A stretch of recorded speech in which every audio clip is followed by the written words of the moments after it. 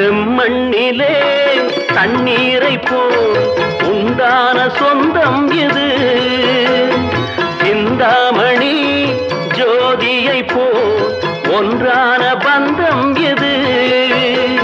தங்கை அல்ல தங்கை அல்ல தாயானவள். கோடி பாடல் நான் பாட பொருளானாள். ஒரு தங்க ரதத்தில் பொன் மஞ்சள் நிலவு, ஒரு தங்க ரதத்தில் பொன் மஞ்சள் நிலவு.